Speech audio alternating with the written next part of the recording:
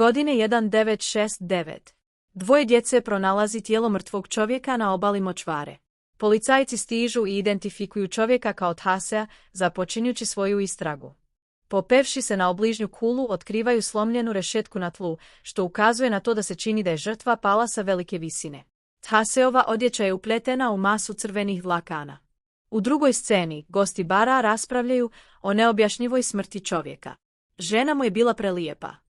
Nije imao financijskih problema i bio je atletski, pa isključuju mogućnost da si je oduzeo život. Kao rezultat toga javlja se teorija da ga je ubila djevojka iz močvare. Na kraju krajeva glasine o njihovoj vezi sežu u prošlost. Policija ide u močvaru do Clarkove kuće. Po dolasku ne nalaze nikoga unutra, ali otkrivaju crvenu kapu bačenu pored vrata. Ljudi uočavaju brod u vodi i započinju potjeru. Djevojka pokušava pobjeći ulaskom u vodu, ali ipak završava u rukama policije, koji je uhapse, odvedu u grad i stave u pritvor. Jednog dana stari advokat po imenu Tom Milton posjećuje njenu ćeliju, namjeravajući braniti djevojku koju grad naziva močvarnom djevojkom. Važno je opisati priču tačno i bez nedosljednosti kako bi porota mogla razumjeti šta se dogodilo. Zatim joj daje knjigu o životinjama, a djevojčica započinje priču o sebi. Godine 1950. Djevojčica se kao dijete sa lijepim južnjačkim naglaskom igra ispred svoje kuće. Noću grli svoju majku. Ujutro se djevojčica, njen brat i sestra ljuljaju u očevom čamcu blizu obale. U tom trenutku, ljuti otac se naglo gurne u vodu, jer je često govorio da je dodirivanje čamca zabranjeno. Komšin sin pokušava da zaštiti djevojčicu. Majka također žuri da pomogne, ali otac na kraju udari ženu. Sljedećeg jutra, dok majka izlazi iz kuće sa koferom, otac pokušava da je uhvati, ali žena se ni ne okreće. Njen stariji brat nestaje, a njene sestre bježe odavde. Konačno, njen dragi brat joj također odlazi. Prije odlaska savjetuje joj da bude oprezna i da se, uz najmanju prijetnju, sakrije u močvari gdje pjevaju riječni rakovi, kako je majka učila. Djevojka uči da živi svoj život tako što se drži dalje od puta i krije se od stranaca. Često izlazi u močvaru i posmatra životinje.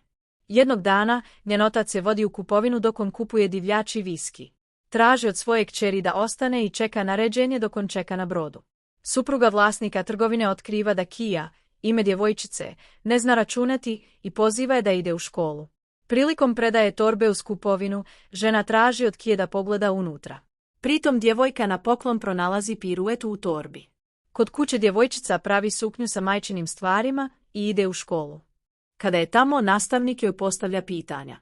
A kada čuju da djevojčica ne zna da čita ili piše, deca počinju da ismevaju. To joj je bio jedini dan u školi. Nakon toga odlučuje otići i naučiti od prirode. Kada njen otac sazna, on se također ljuti jer misli da treba da se brani. Neko vrijeme njen otac čak postaje ljubazan prema njoj i daje svoj stari ruksak za spremanje ptičjeg perja koje pronađe, nešto što joj se jako sviđa. Jednog dana pismo je stiglo od njene majke, ali ga je otac spalio i rekao Ki da se njena majka nikada neće vratiti. Noću otac spaljuje ostatak majčinih stvari. Nakon toga on također napušta mjesto. U tom trenutku Kija osjeća snažan osjećaj usamljenosti, ali i njen instinkt za preživljavanje raste. Jednog jutra Kija stiže u trgovinu i nudi vlasnicima ostrige koje je upravo ulovila na prodaju. Vlasnik trgovine daje joj gomilu stvari, a žena joj nudi cipele i lijepu haljinu za obući. U sadašnjosti vidimo da se Kija pojavljuje pred sudom. Ljudi u sudnici su prilično neprijateljski nastrojeni jer su svi uvjereni u njenu krivicu. Tokom sastanka sa njenim advokatom on je nudi sporazum o priznanju krivice u kojem objašnjavaju da je te noći izašla sa Chaseom, a tokom izlaska se on spotaknuo i pao, pokazujući tako da je njegova smrt bila potpuno slučajna. Ako iskoriste ovaj argument, dobit će 1-0 godina zatvora i može izaći za 6 za dobro ponašanje. Ako ne, morat će da provede život unutra. Međutim, djevojka nije spremna priznati ništa drugo osim svoje nevinosti. Stoga advokat diskredituje sve optužbe jer nema dokaza o njenoj krivici. Građani zapravo ne poznaju Kiju. Na kraju krajeva odrasla je izolovana od društva, sakrivena od svih. Ali jednog dana u blizini svoje kuće pronalazi ptičje pero zaglavljeno u panju. Istog dana otkriva kutiju izgubljenih vitamina, svječicu, sjeme povrća i paket kafe. Po povratku na navedeno mjesto, ona ga nalazi tamo sa čovjekom po imenu Tate, koji joj ubrzo nakon toga pokazuje svoju bilježnicu, ali Kija to ne može razumjeti jer ne zna čitati. Stoga se Tate nudi da je nauči. Kija je pametna i brzo preuzima stvari. Tate ide u njenu kuću 3 puta sedmično. Oni čitaju knjige o biljkama i životinjama u tom svijetu biologije, dok ona traži odgovor zašto je majka bila sposobna napustiti svoju djecu. U tom trenutku je mogla pročitati svoju porodičnu Bibliju koja je uključivala imena njene braće i sestara. Sa svoje strane, tateov otac se pita o odnosu koji održavaju, ali tate kaže da su samo prijatelji. Socijalni radnik dolazi u grad da pokuša da pronađe Kiju i traži da bude obavešten kada je devojka u gradu. U tom trenutku je vidiš kod kuće. Tate dolazi u isto vrijeme i uvjerava je da živi u skloništu, ali je ne tjera da napusti močvaru. Pita tateja za njegovu porodicu, a dječak joj kaže da su mu majka i sestra poginule u nesreći kada su mu otišle kupiti rođendanski poklon. U tom trenutku vjetar počinje da tjera lišće da se okreće, a koristeći ugodnu atmosferu, dječak ljubi Kiju. Oboje su veoma srećni i Kija postaje njegova devojka. Viđaju se svaki dan, a jednog dana dječak je vodi na piknik i daje joj tortu jer joj je rođendan. Pamte biblijski stih u kojem labudovi rone u jezero, tada tate svlači Kija i ona pristaje. Ali dječak odjednom prestaje jer je prelijepa i ne želi da je povrijedi. Vrijeme prolazi. I primljena je na fakultet. U međuvremenu, ona bilježi sva svoja zapažanja o močvari. Jednog dana, tate joj kaže. Uskoro odlazi i traži da ostane. Ali tate ne želi provesti život hvatajući škampe kao njegov otac i obećava da će se jednog dana vratiti po nju. Tu noć provode zajedno. Ujutro joj tate daje bilješku sa spiskom izdavača kako bi pokušala ispisati svoje crteže i bilješke, poput pravljenja enciklopedije sa znanjem koje posjeduje. Sa tim poslom neće morati napustiti svoj dragi dom prije odlaska. Tate obećava povratak za mjesec dana. Kada konačno dođe dan, Kija se obuče i čak stavi ruž za usne, ali uzalud čeka na plaži dok se tate ne vraća. Noću pali svoje skice, a ujutro joj ptica doleti do prozora. Močvara se vraća da je spasi od unutrašnjeg bola. Vraćamo se na mjesto zločina u sudnici. Advokat predstavlja da je Thase bio vezan kalendar na dan zločina. Tragovi su izbrisani, a nedostatak otisaka prstiju ne ukazuje na Kijinu krivicu u drugoj sceni. Vlasnik trgovine objašnjava da su šefovi građevinske kompanije željeli trenirati močvaru i izgraditi hotel. Ona bi dobila mnogo novca, ali potrebna dokumenta. Istog dana, Thase Sandra se prišao djevojčici i pozvao je na izlet. Iznenadzujuće, Kija je prihvatila. Kasnije se otkriva da ako želi legalno posjedovati svoju zavjeru, mora platiti porez. Ali iznos od $800 je previše za nju. Tada se sjeća savjeta koji joj je tate dao prije 5 godina. Zato odlučuje da svoje skice pošalje izdavaču. Nakon toga, neko počinje da izlazi sa Chaseom i jednog dana je vodi u kulu. Pogled sa tornja impresionira djevojku. Nakon toga, ona ide sa Thaseom u njegovu kuću, gdje je zadivljen njenim radom i čestita joj. Sa svoje strane, Kija ne može reći šta osjeća za Thase, ali sada više nije sama. Pitanje crvene vune pronađene u Thaseovoj jakni proizilazi na sudu.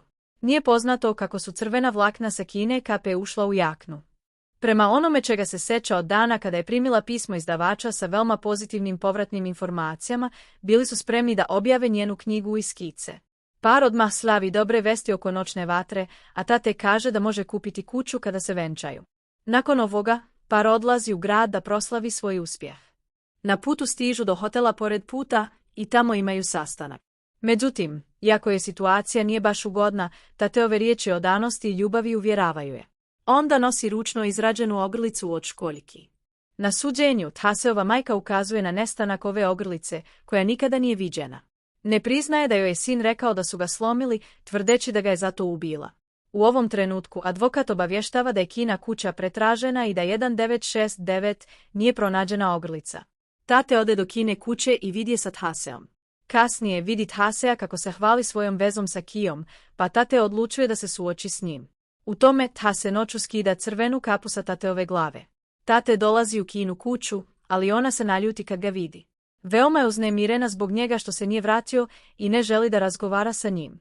Tate traži oprost i izgovori sebe govoreći da misli da ona ne može napustiti močvaru i zato je morao izabrati. Ali sada shvata da je pogrešio jer je studirao. Posao i sve ostalo bez nje nisu bitni. Zatim joj daje pero i priča o svojoj laboratoriji. Kaže da se vratio zauvijek i želi sve promijeniti. Međutim, ona ne zna kako da mu oprosti. Jednog dana odlazi u grad i upoznaje Thasea i njegove prijatelje.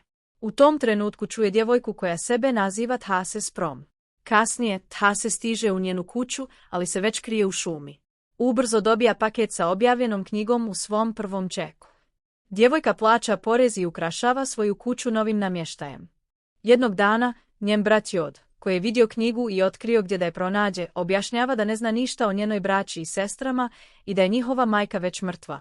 Kaže joj da je žena stigla u kuću svoje sestre u užasnom stanju i da se samo nekoliko mjeseci kasnije setila svoje dece.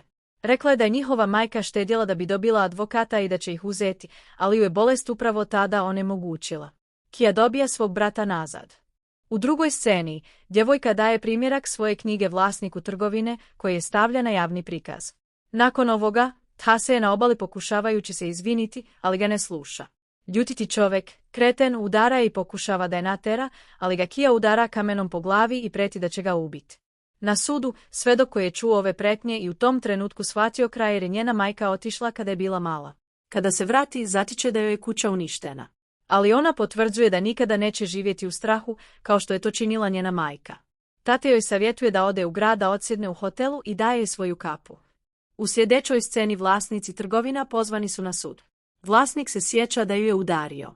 Sljedeći svjedok se sjeća da se Kia ukrcala u autobus 29. oktobra, a urednik knjige kaže da se i u noći 29. sastao s njom ujutro 30. oktobra. Dolazi posljednji dan suđenja. Advokat se sjeća priča o močvari, a zatim govori o djevojčinom alibiju dok je bila u drugom gradu. Niko nije mogao dokazati da je to ubistvo. To je bila nesreća, ne činjenice, samo glasine. Porota proglašava Kiu nevinom. Prijatelji joj čestitaju, a brat je vodi kući gdje pronalazi poruku od tatea.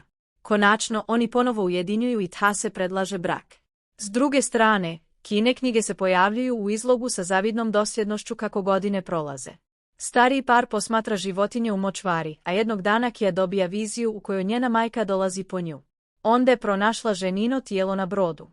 Starac prikuplja dnevnike svoje preminule žene, a u jednom od njih pronalazi Thaseovu ogrlicu i shvata da ju je Thase ubio. Nakon toga, tate baca školjku ogrlice, a talasi je nose, čuvajući tajnu zauvijek. Ako želite zanimljive rezime filmova, lajkujte, podijelite i pretplatite se da nas pratite za više rezimea filmova.